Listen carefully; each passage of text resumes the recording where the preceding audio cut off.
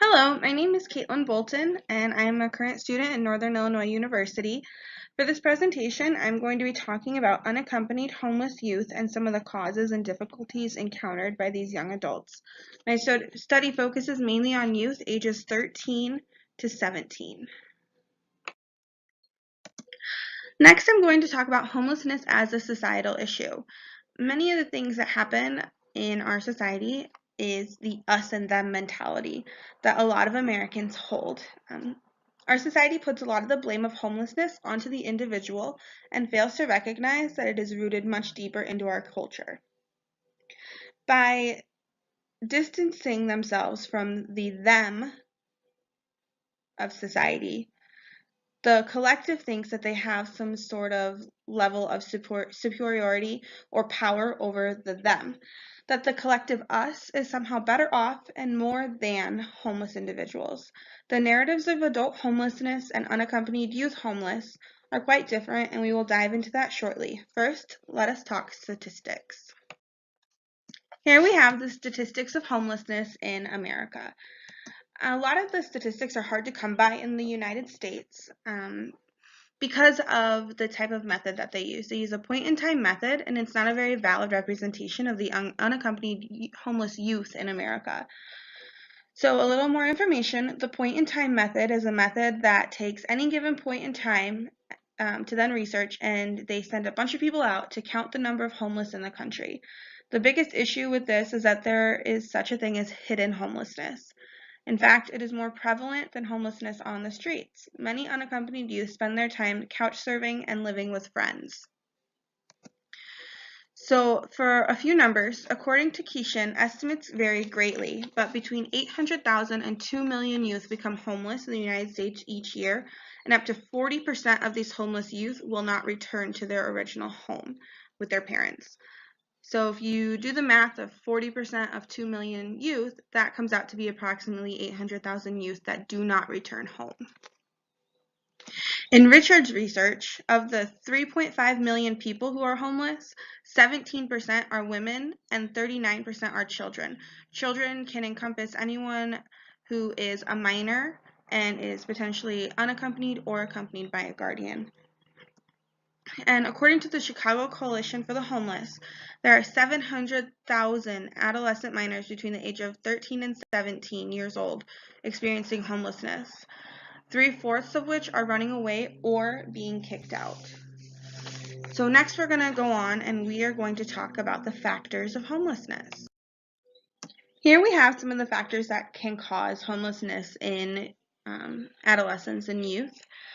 There are so many different factors that can cause homelessness among unaccompanied youth. The largest culprit is unstable home lives. Many of these youth are part of the LGBTQ+ community, and their parents are not on board with that. Another issue is teen boys who are unable to stay with their mothers at a domestic violence center. Many of these centers have age restrictions, and the young teens are required to go elsewhere because of their age and sex. Another group of unaccompanied youth who are homeless are ones who experience sexual and/or physical abuse in their homes and have run away to avoid neglect and other bodily harm from their perpetrator. Unstable home lives are another major culprit. When a minor is in the home of someone who cannot hold a stable job and has experienced homelessness repetitively in their lifetime, they are less likely to stay with that parent and to run away to be homeless by their own choice. And finally, foster care system is another reason that can cause youth to become homeless. Sometimes they age out, and other times they are tired of the system that they run away. And who can blame them? The foster care system in America is atrocious. For this presentation specifically, I argue that the abuse and criminalization of youth is due in large part to the governmental restrictions to benefits and the inability for youth to access those resources without a parent or guardian present. Here we are going to go into abuse and homelessness.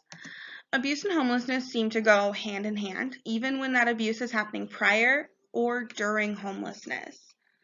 Richard's study found that although 30.2% of homeless females and 34.6% of homeless males reported being victimized after becoming homeless, less than 14% of the total reported cases of victimization were violent in nature. In Keeshin's study, they found that there were high rates of abuse and maltreatment. And a little excerpt from that is it reads, histories of abuse are common among homeless youth. A majority of these reporting a history of abuse are still affected by their abuser and their past abuse. Interest in treatment for a history of abuse was comparable to interest in treatment for other morbidities in the homeless youth population, such as tobacco use and substance abuse. Finding that homeless youth continue to be impacted by their abuse and are interested in treatment should prompt more screening for histories of abuse. In their sample, they found that there were higher rates of abuse, 84% in the homeless youth population than in prior studies, and this can indicate that there are varying populations. More importantly, they found that nearly 3 out of every 4 homeless youth in their study who reported a history of physical or sexual abuse felt that their abuse still affected them today. This is especially important when determining interest in treatment.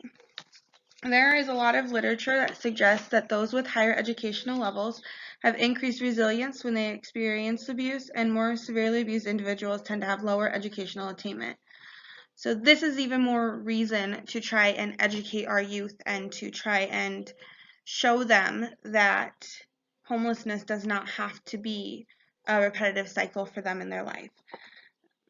When unaccompanied homeless youth experience abuse, a lot of it can be at the hands of people who they are forced to interact with to provide for their needs. Many youth will engage in sexual activities to earn money. This is abuse and illegal activity rolled all into one. Now onto the criminalization of homeless youth. To survive, many youth engage in certain activities to support their needs. Ferguson dives deep into research and gives much information on the types of arrests, and arrest rates for homeless youth range from 20 to 30%. That is a very large number. So in Ferguson's research in 2011, they found that homeless youth detached from conventional institutions in mainstream society often become involved in illegal behaviors and criminal activity to earn an income, to meet their basic food or shelter needs, or to finance their substance use. Illegal behaviors include survival sex, prostitution, pimping, pornography, theft, selling stolen goods, dealing drugs, or conning other goods. Despite illegality, these activities often provide essential resources and substance for a population who lacks parental and other mainstream institutional supports. So even though they are engaging in these activities, they are not engaging in them due to their want to engage. But what Ferguson is really showing is that these illegal acts that youth are engaging in has a lot to do with the circumstances that they are in. People have to eat, people need clothing, and the criminalization of youth being homeless is an atrocity. Next, we're going to go on to the governmental benefits that are available to low-income and homeless individuals. Some of these benefits that are available are SNAP, Medicaid, and HUD housing, but the problem is they are not readily available to unaccompanied homeless youth. To get these benefits, there are stringent guidelines and identification needed. There are age restrictions. Emancipation is not an option. It's extremely difficult to get because you need parents to sign off, and typically these youth are running away from their parents. And finally, there's nobody to rent from. Even when they are financially independent, you have to be 18 years old and have credit in order to rent. All of these things lead youth towards illegal activities to provide basic necessities for themselves. How is a homeless youth supposed to have their ID, birth certificate, and social security card? It's a perpetual circle that is impossible to deal with, especially as a minor with no parent or guardian to assist with all of these struggles that they have to go through. One theory to explain youth homeless criminality is a social control theory. This is the idea that the more estranged from conventional institutions and pro-social groups as length of time on the streets increases. So in the article it states, these stressful experiences combined with prior experiences of neglect and maltreatment can lead many youth to use illegal substances and engage in antisocial behaviors to cope. Interactions with homeless peers helps to facilitate acculturation to the streets. So the social control theory is extremely relevant for explaining homeless youth's criminal behavior because the farther these youth come from being in their conventional institutions and the longer the time increases on the streets, they have more chronic stressors associated with their homelessness. And those things are victimization, food and shelter insecurity, and geographic mobility. They are moving constantly, trying to be in places where they are safe. The longer that homeless are away from their family, they are more likely to find similarly situated peers and become drawn onto street culture. As a result, chronically homeless youth who rely on support from street peers and who are disaffiliated from conventional institutions may turn to criminal behaviors for emotional and tangible rewards as well as for economic survival. Now, all of this information came from the article on social control theory and homeless criminality in youth, and I think it speaks for itself. Finally, what can be done? Shelters can be more inclusive. There are very limited youth beds available in the majority of large cities, and as the research has shown, there are large amounts of unaccompanied youth who are homeless and need somewhere to lay their head that is safe, warm, and secure. Another option is to create safe places for youth, places that they don't have to fear being put back at home. A lot of the services that are offered to unaccompanied homeless youth are pathways to lead back to their abusive situation where they do not want to be. A lot of the things that the government has in place and nonprofits have in place make it extremely difficult to actually get youth on their feet. Again, create more homeless youth beds across the country. And finally, change the narrative of homelessness in the United States. Many people will say that they don't know how to help or how they can make a difference to change the outcomes of these youth, but the answer is simple. Stop making laws and regulations that make it harder on unaccompanied homeless youth to survive. Stop voting for people who want to make it harder. Stop saying that it isn't your problem. Stop making excuses as to who is and isn't the problem.